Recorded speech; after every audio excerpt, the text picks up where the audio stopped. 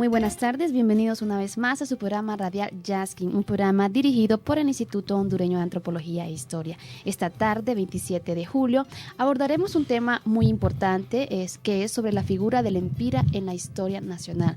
Como ya todos los hondureños sabemos, el 20 de julio se celebró el Día de Lempira. Y para ello hemos invitado al historiador Nelson Carrasco, quien nos hablará específicamente sobre la vida de Lempira. Nelson, bienvenido. Gracias, buenas tardes a todos, buenas tardes a todo el pueblo hondureño que nos está escuchando. Sí, es un tema muy importante que debemos de abordar de la mejor manera y que nos cuenta la historia de Lempira, ¿verdad? Todo lo que se dice, si es cierto o no, y sobre todo rescatar el ejemplo de él y ese ejemplo que siempre se lleva a cabo todos los años, todas estas celebraciones, y que debe sobresalir siempre en el currículo de educación y en el espíritu de los hondureños, ¿verdad? Así es, Nelson, este legado que ha durado por muchos y seguirá tras generación tras generación. Y empecemos hablando, Nelson, sobre la vida de los orígenes y vida de Lempira antes de la conquista. Bien, sí, para hablar, ejemplo de Lempira, nosotros tenemos que remontarnos mucho atrás hacia la conquista del territorio hondureño. Como todos saben, Honduras se descubre lo que hoy es el territorio hondureño en 1502. Entonces, desde ese descubrimiento hay hay algunos años de exploraciones. Entonces, que los descubridores, los conquistadores hacían muchas exploraciones sobre el territorio. Y Honduras era un territorio clave, ¿verdad?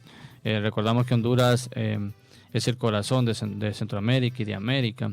Es un punto estratégico muy importante para las comunicaciones, para el comercio, y también era muy importante conquistarlo porque por sus recursos, ¿verdad? Por sus recursos, por su bosque y sobre todo sus minerales. ¿Cómo era la fauna la flora en aquel entonces? Por ejemplo, siempre los conquistadores decían que la conquista de Honduras era más difícil porque era un invierno muy copioso siempre, casi la mayor parte del año pasaba lloviendo, y que también los caminos eran muy difíciles, no existían, perdían mucha fuerza porque perdían caballos y todo lo demás que eran sus instrumentos de trabajo y de guerra también, ¿verdad? Y que era un territorio totalmente montañoso, agreste, muy duro de penetrar. Entonces todo esto era mucha dificultad para los conquistadores, no así para los indígenas, que ellos ya conocían su territorio. Entonces nosotros lo vamos a enmarcar más que todo en el año de 1524, porque no solo Lempira, la historia solo ha rescatado a Lempira como cacique nacional, pero en realidad hay muchos que ofrendaron su vida por defender lo de ellos, ¿verdad? Defender su territorio, defender su tribu, su gente, su familia. ¿Entre quiénes, Nelson? Bueno, vamos a empezar. Que Honduras se estabiliza. Ya para ese año hay una lucha entre conquistadores, primeramente unos que vienen desde Cuba, que ha sido descubierta, otros desde Panamá, lo que se llamaba Castilla del Oro en ese entonces, y otros muy poderosos desde México, como Hernán Cortés, que sí vino a Honduras, el conquistador de todo el imperio azteca. Los primeros, los que más destacan, son dos caciques, uno llamado Mazatl y otro llamado Pizácura.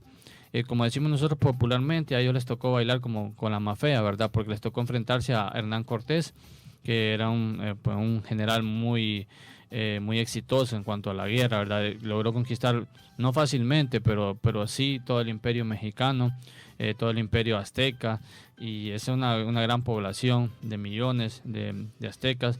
Y también al conquistar esto, pues él manda a dos conquistadores, a dos generales de él, uno por tierra que se llamaba Pedro de Alvarado, que va a tener mucho que ver en la historia de Honduras, y otro llamado Cristóbal de Olid. Estos dos generales de él eran muy sanguinarios. Entonces uno de ellos lo traiciona, que es Cristóbal de Olid, el que manda por mar. Entonces él regresa a buscar venganza, ¿verdad? A buscar a Cristóbal de Olid y también a conquistar el territorio hondureño, a pacificarlo, porque era el único que no habían podido conquistar, todos. El que les había dado más problemas era el territorio hondureño, y todos querían conquistarlo. Por eso mismo confluyeron tres plataformas de conquista, desde Cuba, Panamá y México, porque todos querían apoderarse de este punto estratégico, porque tenían acceso a los dos océanos, tenían mucha riqueza, sus recursos naturales, y era un punto muy estratégico en cuanto al comercio también, ¿verdad? Porque era el centro de toda América. Entonces pues, ahí podían establecerse para ir al norte de América o para ir a Sudamérica. En ese año 1524, entonces Hernán Cortés con mucha dificultad llegó a Honduras con presencia de muchos indígenas mexicanos, por eso casi se mexicaniza casi todo el territorio hondureño, la lengua y todo lo demás. Aquí se habla mucho la lengua náhuatl o mexicana, que es todos esos indígenas que ellos traían como traductores, ¿verdad? Pensando que aquí también hablaban la misma lengua, ¿verdad? Entonces, en ese año se encuentra en esa zona norte, que casualmente la zona norte, esta costa norte es la primera que se descubre, pero también quedan mucho tiempo abandonada, hasta después con las bananeras es poblada de nuevo. Bien, entonces ahí se encuentran algunas poblaciones donde estaban Pizácura y Mazatl. Entre esas poblaciones una llamada Papayeca y la otra Chapagua. Entonces, estos dos indígenas se enfrentan a Hernán Cortés y son, uno, Mazatl, es ejecutado por él y el otro, Pizácura, es llevado como esclavo, ¿verdad? Eso son en la zona norte. Nosotros a esto le llamaríamos como los focos de conquista. Entonces, los focos de resistencia indígena, más bien. Entonces, esto sería la resistencia indígena en la zona norte. Más al centro, por Olancho, también destacó otro cacique llamado Benito por los españoles. Probablemente haber sido de etnia Pech. Entonces, él se resistió también mucho a la introducción de los españoles en esa zona, en ese territorio. Y entonces Benito fue uno de los que le hizo mayor daño, la verdad, a los españoles, porque les hizo que murieran la mayoría de caballos, alrededor de 68 caballos en ese enfrentamiento. Pero también Benito es apaciguado y es llevado a Nicaragua, donde también lo ejecutan. Entonces ya llevan tres que ofrendaron la vida antes de la conquista del territorio hondureño. Pero ¿por qué no se menciona, bueno, en las escuelas, en los colegios, de estos personajes que también es notorio y es necesario mencionarlos porque nos da a conocer de que Honduras realmente tuvo más hombres valientes que dieron su vida por defender Honduras? Claro, básicamente por unos discursos del siglo XX, ¿verdad? Que lo que se rescata es como la historia del Empira. Y en realidad de todos los anteriores también hay crónicas, hay documentos que hablan de ellos, igual que del Empira. Pero es por puro rescate del Empira que la obra de él es la que se llega a conocer mucho más por las investigaciones. Recuerdo que Federico Lunardi en los años 50 hizo una investigación muy amplia sobre el Empira y anteriormente se habían dado otras investigaciones. No se le tomó en cuenta ni la mayor importancia a los otros caciques, ¿verdad? Pero también tienen su gran importancia. Es la Empira porque también es el último, digamos, es el último cacique que ofrece resistencia. Entonces, pero también se da a conocer muy poco, solo en una crónica se encuentra, igual que los otros caciques, ¿verdad? Y es más que todo la historia que lo rescata. Entonces, la historia tiene eso, que puede llevar a endiosar a cualquier persona, cualquier hecho histórico, y también puede sepultarlo en la medida que se da a conocer a la población. Y entonces, bueno, seguimos en la zona occidente, que sería hablar de otro cacique llamado Sicumba, que le hace mucho también a Pedro de Alvarado, le hace mucho peso en cuando llega aquí a Honduras, en esa zona de casi de Ocotepec, algunas partes por ahí cerca. Sicumba le hace la lucha a Pedro de Alvarado, pero se enfrentó con un cacique, bueno, Sicumba no estaba totalmente con tantas personas, con tanta población de apoyo, y Pedro Alvarado venía con un gran ejército de unos indígenas de Guatemala. Pedro Alvarado ya había conquistado casi toda Guatemala, y recordemos que Guatemala su población es mayormente indígena que Honduras. Entonces el lugar que iba conquistando también se iba apoderando de personas para la guerra, ¿verdad? Entonces guerreros, y ellos traían unos indígenas también muy temidos aquí en Honduras, llamados hachíes, que ellos eran caníbales. Entonces también mucho influyó el uso de los mismos pueblos originarios para luchar en contra de las otras provincias que se formaron en la época colonial. Y en ese entonces, en la conquista, pues, de estos grupos, de estas pequeñas tribus que estaban en el occidente. También se rescata posteriormente la historia de Copangalel, que muere también muy rápidamente. Entonces mencionamos que estos 5 caciques también, y otros que quedaron en el anonimato, ¿verdad? Que no los mencionan las crónicas, porque hubieron muchos que pelearon al lado de estos caciques que también ofrecieron mucha resistencia y ofrendaron su vida, ¿verdad? Es ya para el año de 1536, unos 12 años después que se inicia este proceso de conquista, estos focos de resistencia indígena, que se menciona a Lempira. Entonces hay una crónica llamada Historia General de los Castellanos en las Tierras Firmes y del Mar Océano, resumida en décadas, es el título. Es escrita por un español, un escribano, llamado Antonio Herrera y Tordesillas. Todos los conquistadores casi traían un escribano que era designado de España, porque tenían que dejar escrito sus hazañas, ¿verdad? Entonces nadie quiere que quede en el anonimato su vida, y los conquistadores tenían eso, tenían que comprobar ante el rey y ante los gobernadores todo lo que ellos habían hecho por conquistar los nuevos territorios a nombre de la corona española, y con esto ellos conseguían beneficios. ¿Cuáles eran estos beneficios? Territorio, encomiendas. Encomiendas era como muchos indígenas que se les daban a ellos encargados, y ellos lo ponían a trabajar en la agricultura, más que todo, a veces hasta en la minería. Y también beneficios en cuanto a títulos nobiliarios. Entonces ellos recibían títulos así de muy alto rango. Esto era para para los escribanos, también para rescatar y describir más o menos cómo era el territorio, para que después los que vinieran después de esta conquista ya se dieran cuenta en España qué es lo que existía, ¿verdad? Entonces este Antonio Herrera y Tordesillas hace la primera descripción en la que se conocía hasta hace unos pocos años, unas décadas, sobre el Lempira.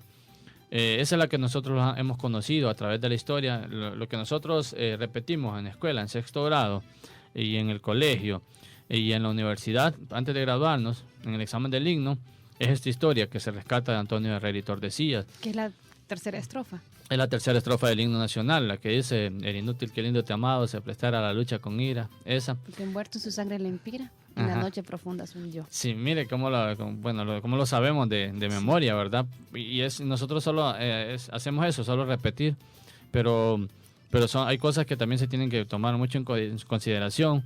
Y se criticó mucho esta descripción del Lempira en esta crónica de Antonio Herrera y Tordesillas, también diciendo que era una leyenda o algo así. Pero se conoce muy bien. ¿Por qué lo describe de la siguiente manera? Dice que para el año de 1536 había un gran invierno y los españoles tenían 6 meses de estar luchando contra los indígenas, y quien había hecho frente a esta lucha era un cacique llamado Lempira, y que este cacique había logrado reunir alrededor de 30,000 hombres, a 30,000 indígenas, y que había logrado obtener la paz entre todas estas tribus lencas del occidente de Honduras y reunir a todos estos pueblos en contra de ellos, y que iban perdiendo la batalla y ya no hallaban manera de cómo vencer a Lempira, y se ingeniaron de mandar 2 emisarios, como dicen, ofreciéndole la paz, y de manera de descuido de Lempira le dispararon con un arcabuz en la frente. Eso es lo que... A manera de traición, como dicen. A manera de traición, tal vez.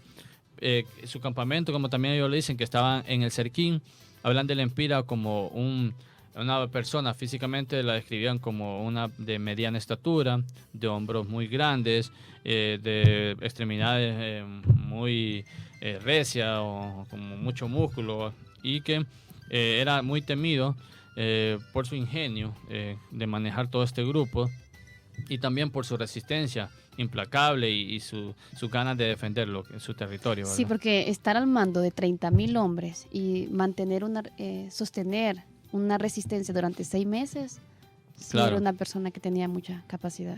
Sí, y había vencido a muchos generales al mando de Alonso de Cáceres, que era el comandante enviado por el gobernador de ese entonces de la provincia de Honduras, llamado Francisco de Montejo. Alonso de Cáceres es la misma persona que funda Comayagua, lo que hoy conocemos como Comayagua. Entonces, su lucha es ahí, en lo que es hoy el departamento de Lempira, en estos cerros del Cerquín, que están ahí también Piraera y todos estos, que analizándolos también tenemos como el ejemplo del nombre de Lempira, ¿verdad? Lempira se dice que es el señor de la sierra. Entonces, en historia también nosotros nos valemos de algo muy importante, que son llamados los topónimos o las toponimias. ¿Qué son las toponimias? Bueno, las toponimias son las descripciones de lugares en base a su nombre originario. Entonces, Lempira, si lo describimos, Lem...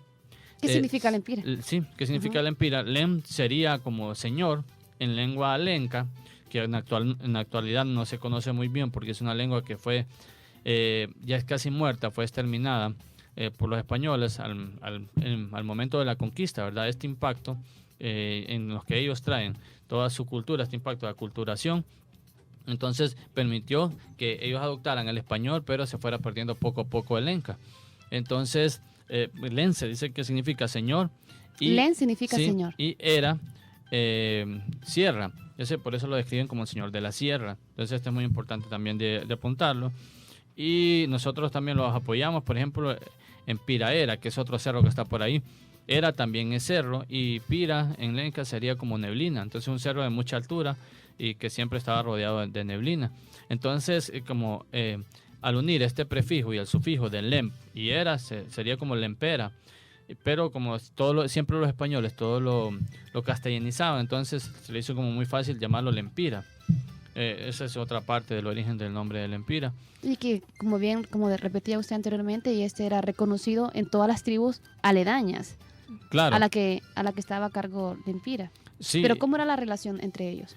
Bien, en realidad eran pequeñas poblaciones de indígenas, tal vez hasta ni llegaban a ser tribus, porque su nivel de organización social, económico, político era todavía muy bajo a lo que se conocía en cuanto a en ese entonces, ¿verdad? Tal vez sí conocíamos, por ejemplo, nosotros nos enseñan historia, los mayas llegaron a ser una ciudad-estado a un nivel político muy grande, de organización política y económica.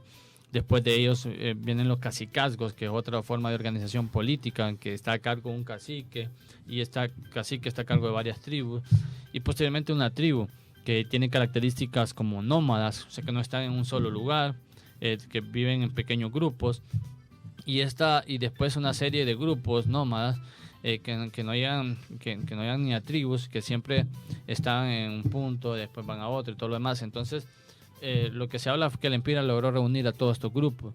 Y toda esta región es lenca. Muchas veces se dijo que el Lempira era de origen maya, y lo quisieron convertir de origen maya, pero en realidad no. Ya está comprobado que es de origen lenca. Es de origen lenca, porque los mayas, la afiliación más cercana a los mayas son los chortí, y estos están muy al occidente. Estamos hablando ya de Copán, frontera con Guatemala. Casi toda Guatemala también tiene muchos chortís y cachiqueles y todo esto demás, ¿verdad? Pero en esta región del occidente y frontera con El Salvador, es una región que se llamó lenca, pero los lencas también es como una generalidad que se le llama a todo ese montón de grupos indígenas que había. Dentro de los lencas hay una cierta parte de pipiles, cares, potones y otros llamados también lencas. Todo este grupo de tribus indígenas que existían, pueblos originarios, al momento del contacto con los españoles los generalizaron y a todos les llamaron lencas. Entonces, y los rasgos físicos de Lempira también es de esta forma, así como los lencas, ¿verdad? Entonces, Nelson, estos grupos tenían una relación amigable porque no era muy conflictiva.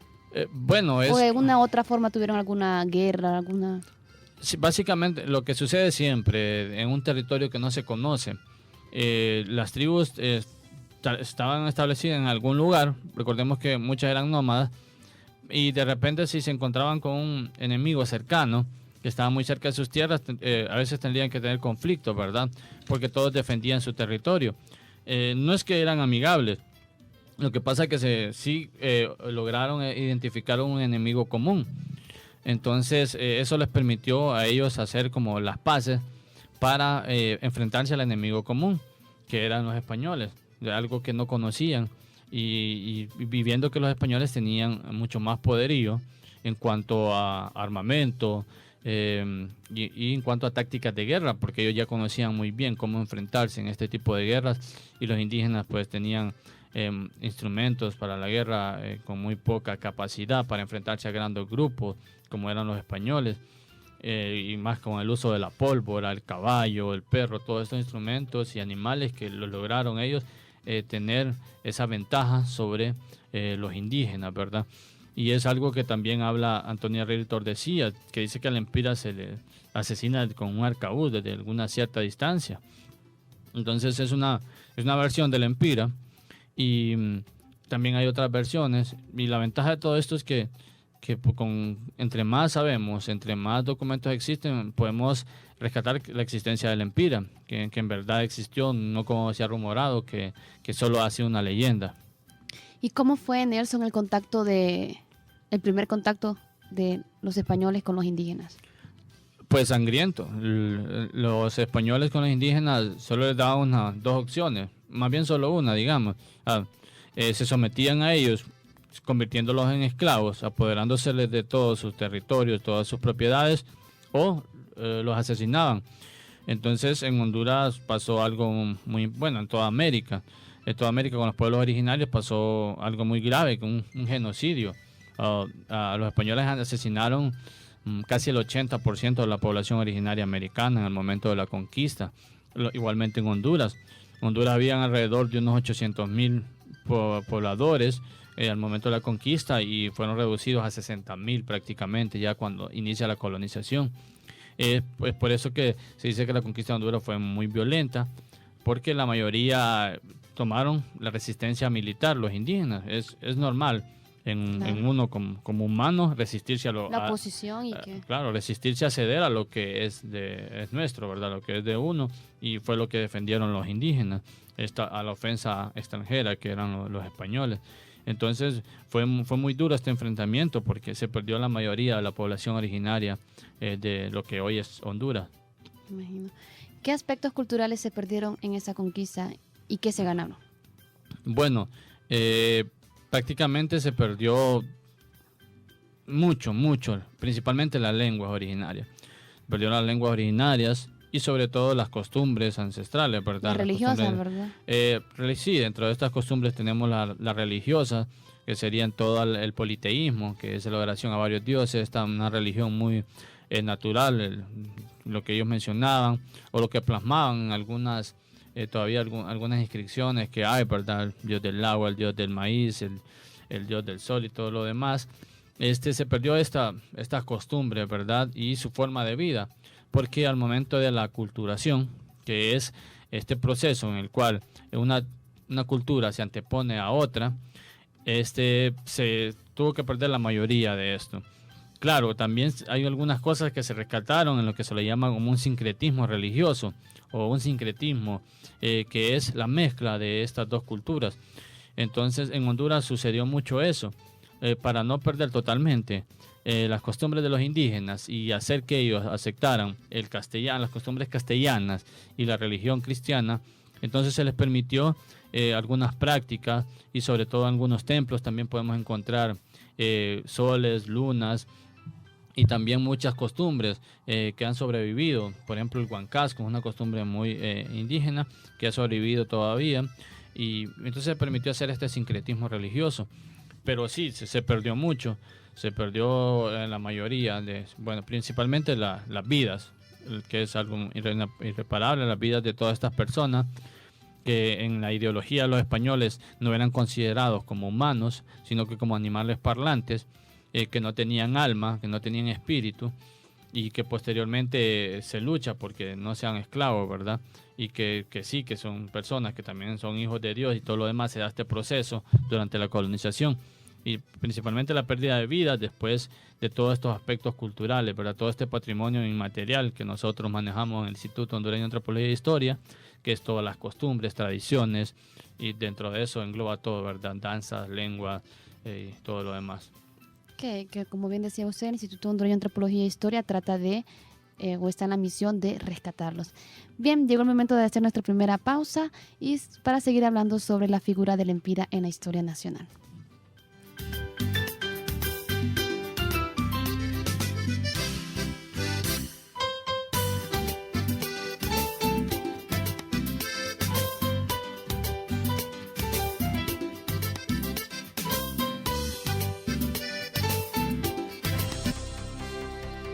Por albergar un museo con piezas que en su tiempo pertenecieron a los presidentes que han gobernado el país, la antigua Casa Presidencial nos acompaña en La Nacional.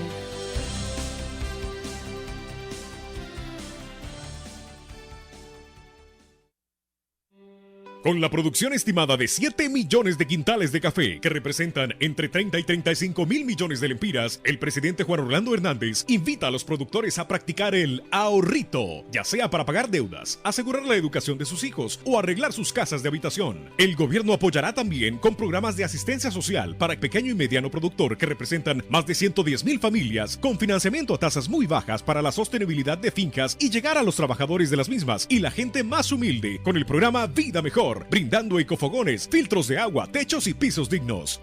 Cuando existe unidad, cuando existe deseo de trabajo, se sale adelante.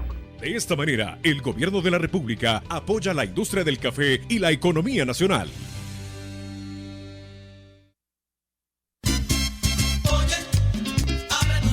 Abramos los ojos. La Ley de Transparencia y Acceso a la Información Pública nos permite conocer el manejo y destino de los fondos públicos que pertenecen al pueblo. Ejercitemos el derecho ciudadano a la información pública en todas las instituciones obligadas. Abramos los ojos, pongamos fin a la cultura del secreto. El IAIP garantiza tu derecho a la información. Ejércelo. Instituto de Acceso a la Información Pública IAIP, www.iaip.gov.hn, teléfono 2231-3161. La leptospirosis puede matar.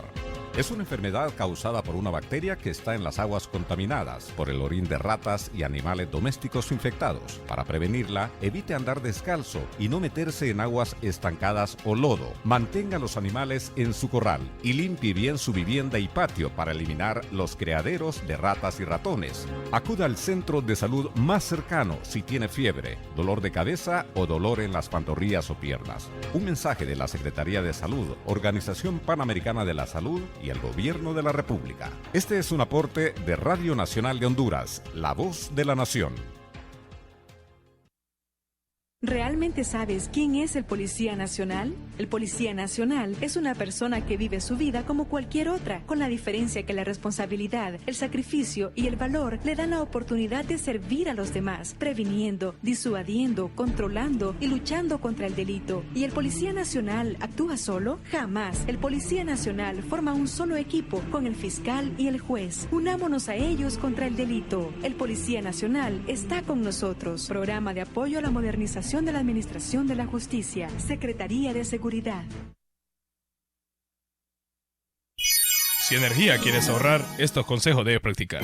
A la hora de planchar, comienza planchando la ropa más suave, que es la que requiere menos calor. Deja la ropa pesada por último. Ahorremos todos. Empresa Nacional de Energía Eléctrica. En sus marcas, listos, fuera. Si conduces a exceso de velocidad, seguirás manejando, pero en una silla de ruedas. Evita quedar lesionado de por vida. Respeta las normas de tránsito. Por una Honduras sin accidentes, mide tu velocidad. Usa tu cinturón. Dirección Nacional de Tránsito. Secretaría de Seguridad.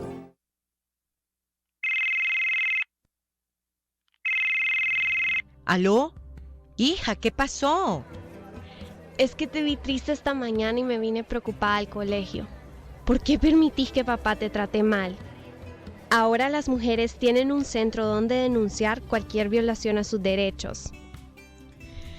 Ay, hija, tenés razón. Prométeme que vas a ir a Caprodén para que te ayuden. Estamos ubicados en el barrio Concepción de Comayagüela, 2 cuadras del mercado Mamachepa, frente a la empresa de transportes Flores y Maribel.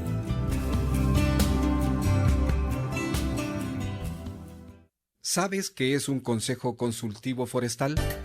Son instancias locales de participación ciudadana, concertación, control social y coordinación de actividades que realiza el sector público, organizaciones privadas y comunitarias a favor de la protección, conservación y manejo sostenible de los bosques nacionales. La Ley Forestal en sus artículos 25, 26 y 27 establece la participación de los ciudadanos y comunidades en los consejos consultivos y los faculta para concertar y proponer acciones de gestión forestal, vigilar por la ejecución de planes de manejo que no afecten el desarrollo de la comunidad, participan en la protección de cuencas abastecedoras de agua y vela porque los proyectos y programas programas de reducción de la pobreza en materia forestal respondan a las necesidades y planes de desarrollo de la comunidad. Participa activamente en los consejos consultivos organizados por el Instituto de Conservación Forestal ICF en tu comunidad y contribuye con la conservación y manejo sostenible de nuestros recursos forestales. Instituto de Conservación Forestal ICF. Servimos por naturaleza.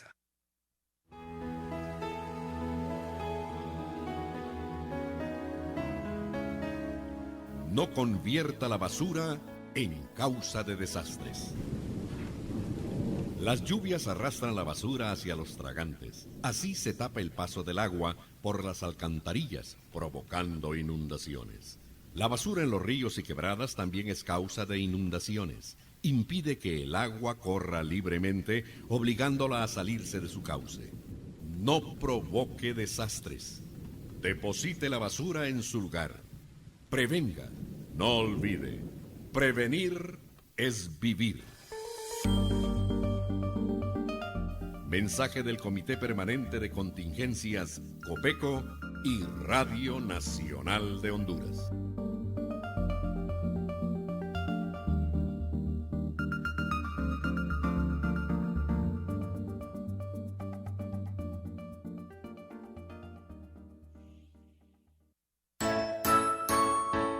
Yo quiero ser periodista. Yo quiero ser ingeniero. Yo quiero ser enfermera. De niño jugaba a ser futbolista. Ahora soy futbolista y con mucho orgullo represento a mi país. Mi meta fue llegar a la selección nacional. ¿Cómo lo logré? Pues sencillo, me alejé de las drogas, el tabaco y el alcohol. Tú también puedes lograr tus metas.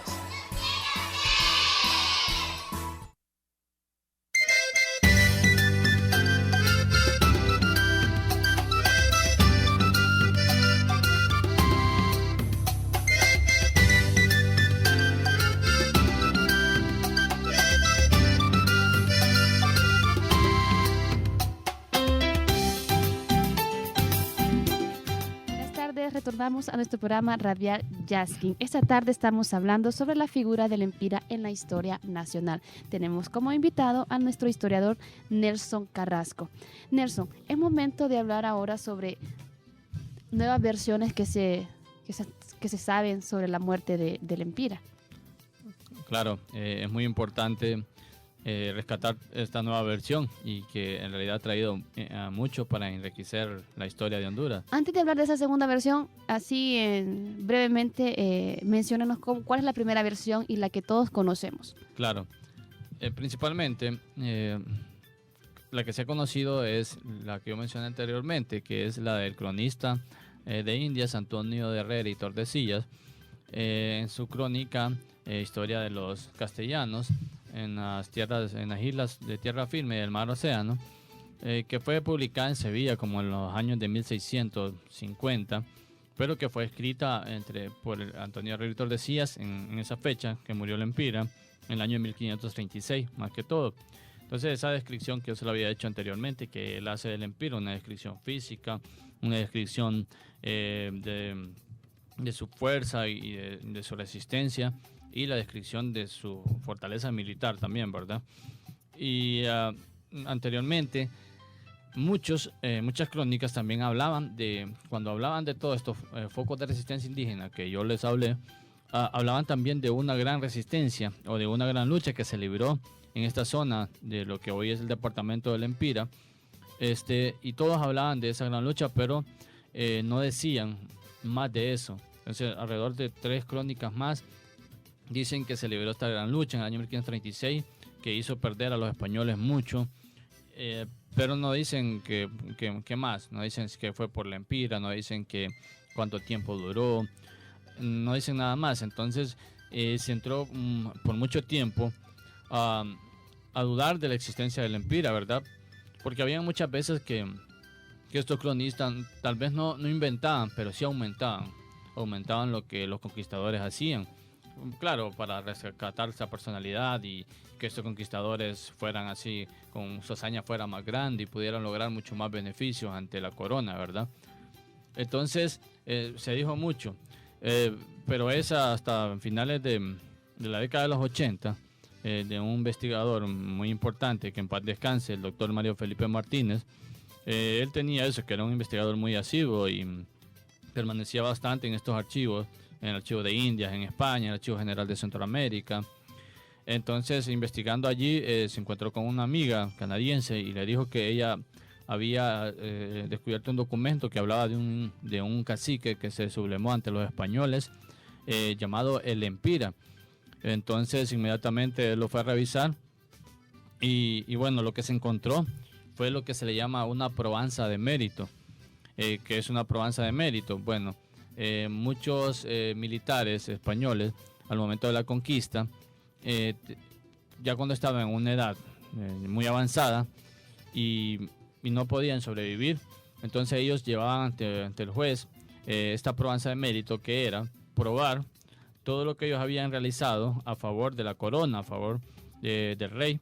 Entonces este militar español, este soldado de Alonso de Cáceres, llamado Rodrigo Ruiz, es la probanza de mérito, es el documento que encuentra Mario Felipe Martínez Castillo en el Archivo General de Indias. Él hace esta probanza de mérito alrededor del año 1558 en México. Él dice que se encuentra en un estado de vejez y que necesita la pensión de la corona, ¿verdad?, para poder sobrevivir.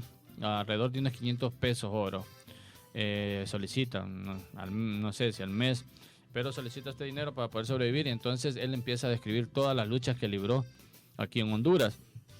Entonces va ante el juez y lleva muchos testigos. Esto funcionaba de esa forma. Casualmente, el juez que estaba en ese entonces en México había sido el encargado de la audiencia de los confines, una institución española de carácter judicial que se instaló en Gracias, lo que hoy conocemos como Gracias, en aquel tiempo Gracias a Dios, en la cabecera departamental del Empira. Entonces, él dice que este personaje que estaba ahí, Alonso de Cáceres, fue el presidente. Entonces, en 1542, acaba de pasar estas luchas entre el Empira y los españoles. Entonces, él conocía muy bien lo que se decía en este territorio sobre el Empira. Entonces, él va a México. Este Rodrigo Ruiz está viviendo en México y hace toda esta probanza de méritos con varios testigos a los que entrevistan, entre ellos unas personas que estuvieron en el momento de la lucha, que ya les voy a hablar de lo que dice, la lucha con el Empira, y otras personas que vieron cuando él llega con la cabeza del Empira a entregársela a Francisco de Montejo, ¿verdad? Más que todo él descubre, la lucha la describe, de la siguiente manera. Él dice muchas cosas de lo que también dice Antonio Reyes Tordesillas. Por ejemplo, él dice que también que el Empira llevaba una gran ventaja sobre los españoles y que había vencido a varios y que se había apoderado, los vencía y se apoderaba de su armadura y se apoderaba de sus armas. Algo que no se describe en otras crónicas, porque casualmente los indígenas desechaban esto, porque una, no tenían concepto cómo manejar estos instrumentos de guerra, y otra que ellos, todo lo que tenía que ver con los españoles era malo para ellos, ¿verdad? Pero el Empira lo describe como una persona muy inteligente, que se ponía la armadura de los mismos españoles que él vencía. En uno de estos pasajes describe que mató 2 españoles y al llevárselo a los españoles los cuerpos, él fue y los desenterró y los arrastró por toda esta zona, ¿verdad? Para infundir un temor a los mismos conquistadores españoles, a los mismos militares de ese entonces. También describe que también estaba en esa zona de estas cerros de Cerquín, como lo escribe Antonio Reyes Tordesillas, pero dice que alrededor, el Empira tenía alrededor de 2.000 indígenas, 2.000 soldados a su cargo, algo ya más creíble, ¿verdad?, que 30.000. Entonces, también dice que él se enfrentó una lucha cuerpo a cuerpo con el Empira, que como en la batalla, como pudo, penetró hasta donde estaba el Empira y se enfrentó cuerpo a cuerpo con él, en la cual él logró cortarle la cabeza. Lo venció y le cortó la cabeza, y esta cabeza se la llevó al gobernador que estaba en un sitio llamado Ciguatepeque, lo que hoy sería esta zona de la ciudad de Ciguatepeque, ¿verdad? Y ahí estaba Francisco de Montejo y le lleva la cabeza del Empira como prueba de que él lo había vencido. Y de ahí dice que al momento de vencer a la Lempira, días después se pacificó toda esta zona, porque ya estos indígenas, sin contar con un líder, ya no pudieron seguir luchando. Entonces es lo que él describe, este mérito, lo que le describe ante esta audiencia en México, para que haber conquistado toda esta zona. También dice que después de haber conquistado esta región, se fue hacia Olancho, pacificó otros pueblos y todo lo demás, ¿verdad? Que estuvo muy activo a favor del rey aquí en Honduras. ¿Y cómo podemos creer esto? Bien, es una prueba de mérito, era algo que tenía que llevar un proceso muy largo. ¿El juez avala este testimonio? Sí, y se le concede se le concede también su pensión. ¿Y los testigos afirman? Sí, y los testigos todos afirman eso, entre ellos una señora que en ese entonces era una niña, que dice que fue la que le curó las heridas a él cuando llegó a Ciguatepeque con la cabeza de Lempira. Que él, al salir, como estaba en una batalla, no iba en caballo ni nada, sino que como pudo salió con la cabeza de Lempira y llegó con muchas heridas que los mismos indígenas le hicieron, ¿verdad?, al momento que él salía de la batalla. Entonces, esta es la otra versión que, bueno, la saca Mario Felipe Martínez aproximadamente en el año de 1987. Entonces, y se pone a prueba con la versión de Antonio Herrera y Tordesillas, que es la que dice que 2 mensajeros españoles matan a traición a Lempira. Claro. ¿Con qué versión se queda usted? Bueno. ¿Y por qué? Sí, hasta la vez, digamos, las dos son muy importantes, porque con lo que ganamos con tener 2 versiones es que en realidad sí se habla de Lempira y sí existió, y nuestra moneda y nuestra identidad nacional basada en esta lucha indígena no es una mentira. Pero como historiador es más creíble la probanza de mérito, por varias razones, tampoco sin desacreditar la historia de Antonio Herrera y Tordesillas. Sucede algo muy importante con estas 2 versiones, que no podemos encontrar otros documentos que sostengan o que avalan o que de esta misma zona puedan fortalecer cada una de estas investigaciones, porque son los únicos 2 que se han encontrado, entonces son aislados. No encontramos otra crónica de 1536 como la de Antonio Herrera y Tordesillas en que diga esta misma versión de Antonio Herrera y Tordesillas, y tampoco se ha encontrado otro documento que pueda fortalecer la versión de la probanza de mérito de Rodrigo Ruiz, que lo mató en una lucha cuerpo a cuerpo. Entonces también son bien aisladas, no se ha podido fortalecer estas investigaciones. Pero bien, ¿por qué digo que es de mayormente creer en la versión de la probanza de mérito de Rodrigo Ruiz?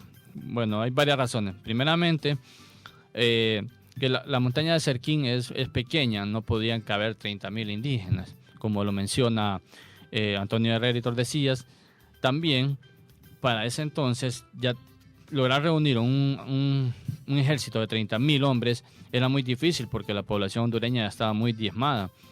Era muy difícil tener 30,000 personas ahí. Creo que en el occidente no tenía ya cantidad de indígenas que pudieran ser soldados, que pudieran luchar, tal vez contando mujeres, niños y todo lo demás, sí, pero en la población en general, pero específicamente guerreros, no 30,000. Y en esa zona occidente ya está, para 1536 ya estaba muy diezmada la población hondureña, ya había muchos indígenas habían sido sacrificados, ¿verdad?, en esta conquista.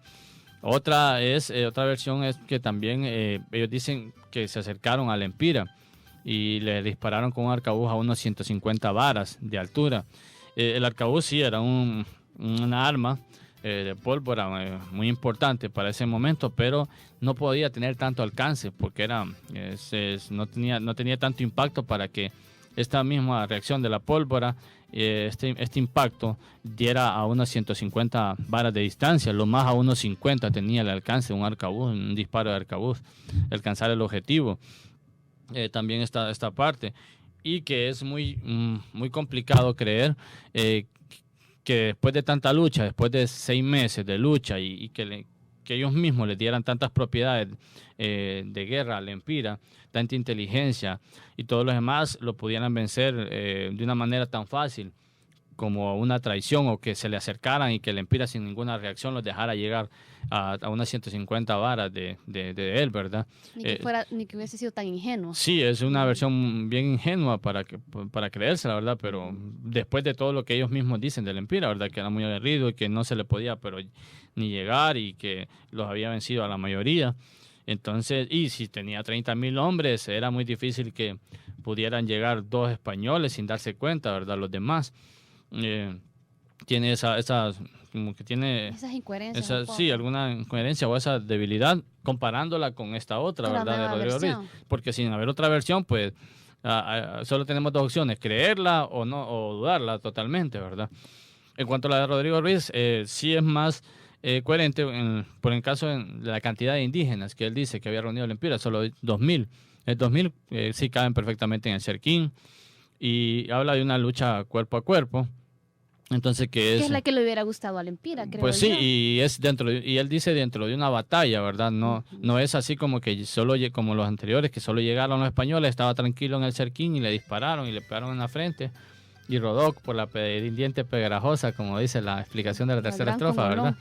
Entonces, así, como con ese grado, sí, y es más creíble, ¿verdad? Y es porque si es en un momento de batalla, entonces se pueden dar todos estos casos, que un adversario se le acerque más o que hasta por la espalda lo pueda asesinar y todo lo demás. Entonces sí es una versión más creíble la de Rodrigo Ruiz en cuanto a estos datos, porque comparándolo las dos sí se vuelve un poco incoherente la de Antonio Rey Tordesillas. Pero yo me quedaría con la de Rodrigo Ruiz, pero hasta la vez también no hay otros documentos o otra investigación que pueda sostenerla mayormente. Pero sí, como historiador es preciso decir que es muy importante que se considere esta y que ya tiene casi 30 años de conocerse, ¿verdad? Y que todavía en las escuelas, colegios, todavía seguimos repitiendo lo mismo. No se da, deberían en las escuelas considero dar las 2 versiones, ¿verdad? Que son las 2 investigaciones que se han hecho y si más adelante los historiadores hacen sus respectivas investigaciones, pues llegaremos a un momento de saber cuál es la más real, la verdadera. Y si se le da toda la importancia que se da al Empira dentro de Honduras, dentro del territorio nacional, entonces se puede hacer una investigación específica para el caso del Empira y que quede totalmente considerada en el currículo nacional, ¿verdad? Para que no se pueda repetir tal vez un error o se siga repitiendo una historia que no es verdad. Brevemente, Nelson, ¿cuándo se incluye al Empira dentro de los héroes nacionales? Bien, Honduras entró a un proceso tal vez llamado liberalismo o modernización del Estado o primer proceso de querer consolidar más bien el Estado nacional en Honduras, llamado una reforma liberal. ¿Qué era una reforma liberal? Bien, fueron ciertas reformas que se dieron en toda Latinoamérica en las cuales se quería institucionalizar el Estado. Entonces, hacerlo de una manera, centralizarlo, ya que era un Estado muy nuevo, tal vez en el caso de Honduras casi inexistente, unas políticas estatales para poder decirlo así. Entonces esta reforma liberal fue llevada a cabo por Marco Aurelio Soto, Ramón Rosa, y ellos hacen muchas cosas buenas, ¿verdad? Por Honduras abren carreteras, con la construcción de hospitales, códigos de minería, se destaca mucho la economía, quieren traer nuevos productos como el café, ampliar las comunicaciones, todo lo demás, ¿verdad? En educación, nuevos códigos de educación, la educación laica y muchos beneficios para un Estado. Entonces también en toda América, estas mismas reformas liberales están incluyendo los que se les llama los padres de la patria. Bueno, ¿qué son estos? Es como rescatar los personajes más ejemplares a través de la historia para ponerlos como, valga la redundancia, como ejemplo ante la población, ¿verdad? Por ejemplo, bueno, en el caso de Honduras tenemos Morazán, José Trinidad Cabañas, José Trinidad Reyes, José Cecilio del Valle, Dionisio Herrera, que son los que se toman en ese entonces y se rinde este culto a estos personajes, a estos héroes y símbolos patrios. En el caso de la mayoría solo se da a los próceres. En ese entonces, en el año 1880, se mandan a hacer estatuas para rendirle culto a estos próceres y héroes, ¿verdad? En esos años entonces se rescata también una pequeña versión del Empira, no tan grande como lo que se hace con Morazán y los demás próceres, pero se termina del Empira de conocer toda su historia en el periodo de Tiburcio Carías Andino, cuando se inicia como un discurso como de mayanización de Honduras, es decir, En México todos ellos se consideran aztecas, en Perú se consideran incas, entonces Honduras vamos a considerarnos mayas y tenemos que tener todos los pueblos, todos estos países centroamericanos y americanos tenían un indígena como héroe. Entonces, porque no solo se podían tener héroes o próceres de la época colonial, porque lo que hoy es un territorio, un estado, tuvo su formación desde la época prehispánica, desde que antes que llegaran los españoles y durante el periodo de conquista. Entonces necesitaba también un héroe indígena. Es ahí cuando se rescata Honduras y se termina de mencionar como héroe nacional al Lempira en el gobierno de Carías Andino. Pero bien. Y de ahí la moneda nacional. Y bueno, anteriormente la moneda nacional. Es importante rescatar esto de la moneda nacional porque ¿por qué el Lempira, verdad? ¿Por qué el Lempira? También podemos separar lo que es entre próceres y héroes patrios. Digamos, héroes tal vez nosotros solo tenemos a Francisco Morazán y a Lempira, que son los que se van a lucha por ser moneda nacional. Los demás casi solo son próceres. Entonces, bueno, la diferencia es que un héroe es el que muere por una causa y el prócer el que lucha por esta causa. En todo caso, Morazán murió por la Federación Centroamericana y Lempira pues, por defender su territorio, lo que se conocía hasta ese entonces. Así es, Nelson. Bien, ya hemos llegado al final de nuestro programa Jaskin. Esta tarde estuvimos hablando sobre la figura de Lempira en la historia nacional y tuvimos de invitado al historiador Nelson Carrasco. Palabras de despedida, Nelson.